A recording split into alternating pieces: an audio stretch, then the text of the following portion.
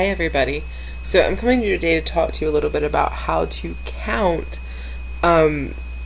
people in your children's book. So what I've done to be able to make this a little easier, because I really only have the video camera on my cell phone, is I've actually found a free children's book that I could download from the Kindle store on Amazon. So you can actually download a Kindle app on your computer or your phone or your tablet, and then there are free children's books available to you. So I've chosen one that meets the requirements for this project, which is that it's for children under 8. It has pictures, and those pictures are of people. So this one's called the Lily Lemon Blossom, a little paint, a little straw for Scarecrow, Montana. So the first thing is, this is a picture of the cover, and so the first decision you'll have to make is, are you going to count the images on the cover?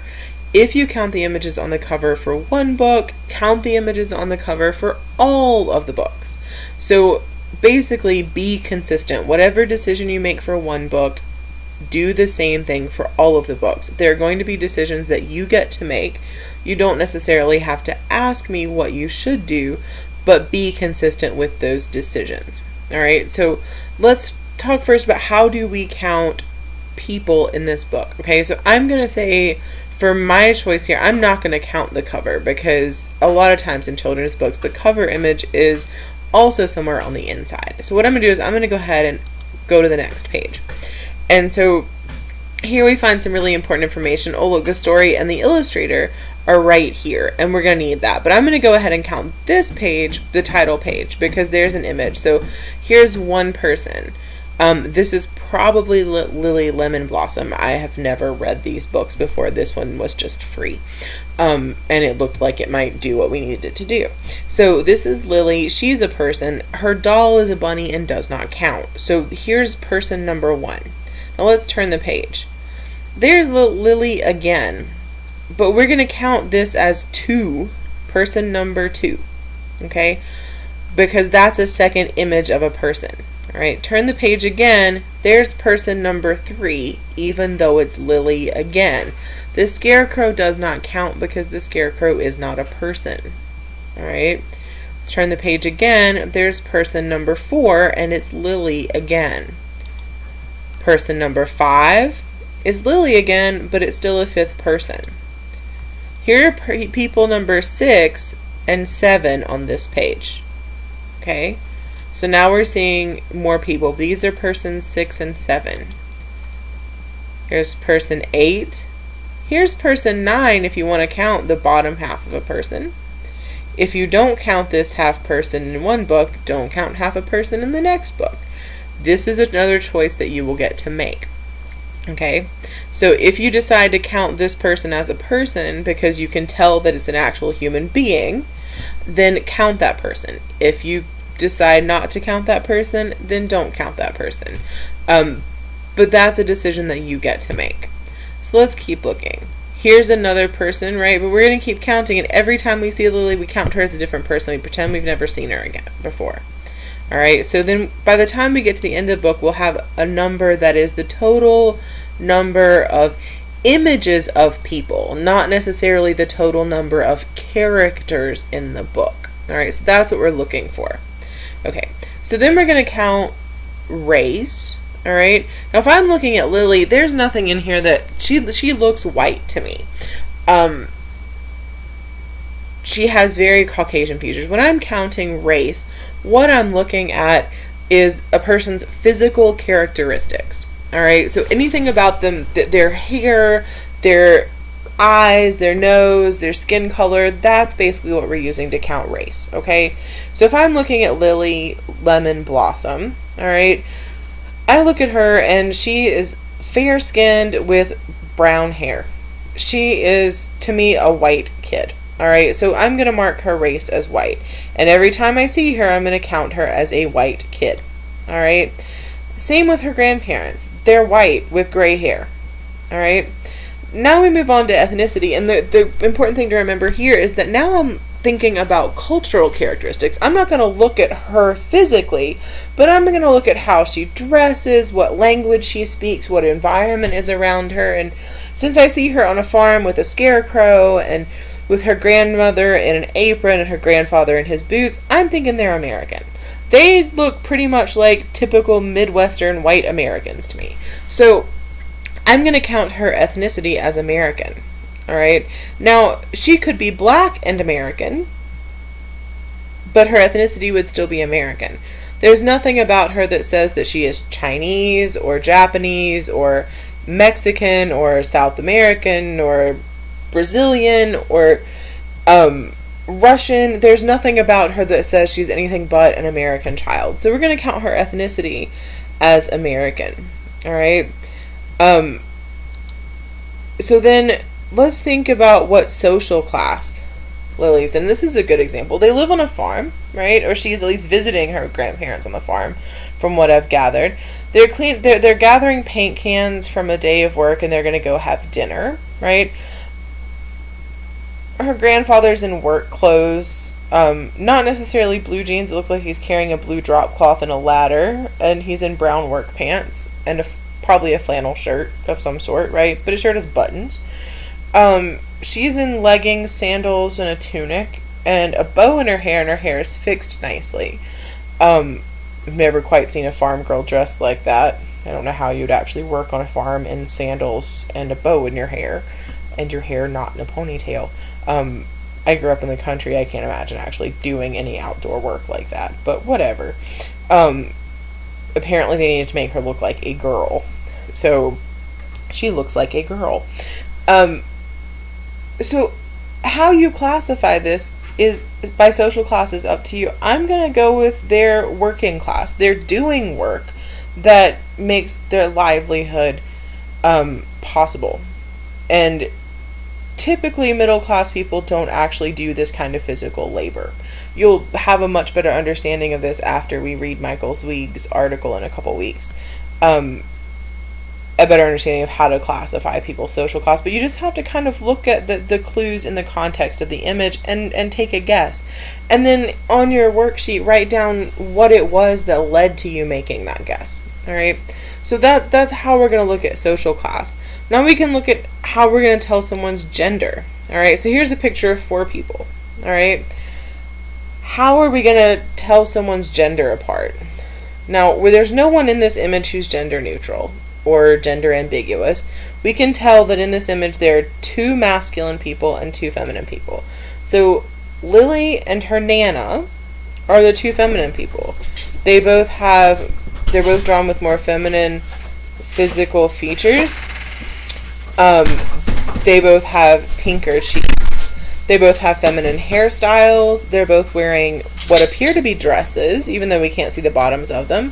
They're serving pie to the men who are sitting down, while the men are eating and having coffee. And then let's look at the men. They have shorter hair.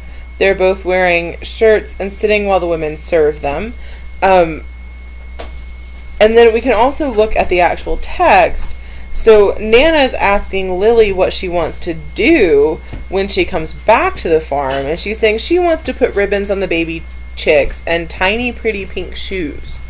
So she's talking about wanting to do very feminine stereotypical type things to the baby chicks on the farm when she comes back to visit. The men also have kind of more angular, they're drawn with more angular features, they're drawn with postures that are very masculine. So these are the kinds of descriptions you want to include when it comes to gender. Alright, so let's think about what's left. Sexual identity is one thing we have left. Oh, we're at the end of the book. Oops, let's go back some. Alright, so when we're talking about sexual identity, here's a good image where we can actually see what looks like what we can look at as a heterosexual couple is Lily's grandparents, who with Lily's grandmother's head on her grandfather's shoulder while they're standing looking at the sunset. So here we actually see one example of heterosexuality in a children's book. And heterosexual is a sexual orientation, or a sexual identity. So we'd actually want to count this as an example of 2 heterosexual people. So when you're counting people, you would make the assumption that both of these people are heterosexual. What I want to caution you against is using gender stereotypes to make the assumption of someone's sexuality. So just because someone violates our expectations of gendered behavior doesn't mean that their sexual identity is non-heterosexual. What we actually tend to do is assume that everyone is heterosexual until they say otherwise or prove otherwise. So you're not likely to see a lot of examples of non-heterosexual identities in children's literature unless you're looking for that specifically in your books. So, and you're often not likely to see it in images. You may occasionally see in the background of a crowd two adults holding hands who may be of the same gender, but you're not likely to actually see a lot of examples of non-heterosexual identity in children's books or in the illustrations of those books. So this is one example where we could count a specific, like you could actually describe a specific image of heterosexuality, but for the most part you're going to see that you'll just assume, like, here's Lily and she's a child. So we never know a child's sexual identity because they're children. And you can't really make assumptions about what a child's sexual identity will be when they grow up because they don't have sexual identities at that age, really. Now, there are some children who are very clear about their sexual identities at a very young age, but typically they're not. They may break gender norms, but children don't typically have sexual identities until puberty and after. So when we're talking about children younger than puberty, that's just not something you're going to see in their books, especially in the illustrations of children, except occasionally you're going to see a storyline about an 8-year-old girl who has a crush on a boy. And so then you're going to see this like kind of heterosexual script that's written out for children. But most of what you're going to do is assume that these children are treated as if they're straight and make the assumption of heterosexuality because of the concept of heteronormativity. And so unless you see evidence to the contrary, then you're going to assume that all the children will grow up to be straight because that's what society does. So that's really how we tend to treat that when we're talking about images of children, and that's what parents tend to do when they are reading books to their children. And that's kind of the really important part, is that children who are reading these books are usually not reading them to themselves, so they're staring at the pictures while someone is reading the books to them. And so we want to think about the messages that children are getting from looking at these pictures. Right. So the last thing that's left is ability. And as I've scrolled through this book, everyone appears to be able-bodied. Here, Lily is imitating this scarecrow. Here are her grandparents who have put in a long day of work, and they're all standing in a field. Her grandfather's carrying a ladder and a paint can and a drop cloth, so he's clearly able-bodied enough to do that. They may be aging, but they are not disabled. So we see all of these people being represented as capable of doing any kind of farm chore, and that makes them able-bodied. We don't see any evidence of disability. And you're likely not to see much evidence of disability in children's books unless you seek it out. You might see some old people with glasses or an old person with a cane occasionally. Those are some common ways that, I don't know that if you would consider glasses a disability. That's up to you because it's so easily corrected. I wear glasses, so I'm thinking, I don't really feel disabled because I need glasses. I'm not blind, I just need corrective lenses. So, do we consider that a disability? In the same way that we would consider the need to walk with a cane, the need to use a wheelchair, those things be considered definite disabilities, or blindness or deafness are those for sure disabilities. Those we know disable people, but are glasses indicative of a disability? So if you make the decision to count the wearing of glasses as a disability in one book, then make sure you're consistent and count it in all of them. So those are the kinds of decisions that you'll have to make. And so these are the ways that I want you to be thinking about and counting things in your books. And that is what I wanted to talk to you about. But I'm going to go back to the beginning of this book, Lily Lemon Blossom, And we're going to get a full count of all the people in it. It won't let me go back. Oh, sorry. Ignore the scrolling. We're going to get a full count of all the people in the book so that you can watch the actual counting process. Okay, so remember I decided not to count the cover. Alright, so 1, 2, 3, 4, 5, 6, 7, 8, 9, 10, 11, 12, 13, 14, 15, because her grandfather's head is there, 16, 17, her Nana's in this picture, 18, 19, 20, 21, 22, 23, 24, 25, 26, 27, and that's it. There are 27 total images of people in this book. Alright?